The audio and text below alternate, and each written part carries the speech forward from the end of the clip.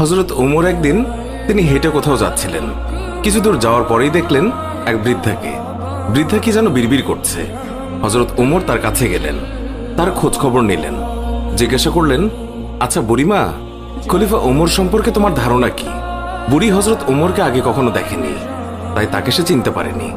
বুড়ি হযরত ওমরের কথা শুনে কিছুটা বিরক্ত হলো, বলল, ওমর টোমর দিয়ে আমি কি করব? আমার কি এমন ঠেকা পড়লো যে আমার তার খবর নিতে হবে?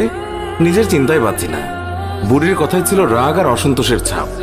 হযরত ওমর আবার তাকে জিজ্ঞাসা করলেন, বুড়িমা, ওমরের উপর তোমার এত রাগ কেন? বুড়ি চেঁচিয়ে জবাব দেয়, রাগ হবে না কেন? এই যে সে খলিফা হয়েছে, তো আমায় কি একটা পয়সাও দিয়েছে? নাকি কোনোদিন আমার খোঁজ খবর নিয়েছে যে আমি কি হালতে আছি? ও মানুষ না।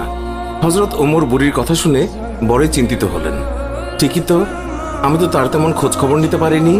তিনি কিছুটা নরম হয়ে বুড়িকে আবার জিজ্ঞাসা করলেন, আচ্ছা, তুমি কি অবস্থায় আছো ওমর কি করে জানবে? তুমি গিয়ে ওমরকে সব জানিয়ে আসলেই তো পারতে। বুড়ি জবাব দেয়, কেন? আমি জানাতে যাব কেন? ওমরই তো আমিরুল মুমিনিন, সেই তো সবার খোঁজ খবর নেবে, আর এই জন্যই রাষ্ট্রের দায়িত্ব গ্রহণ করেছে। রুক্ষ ভাষায় বৃদ্ধা জবাব দিল। হযরত ওমর শান্তভাবে আবারও বললেন, আচ্ছা, ওমর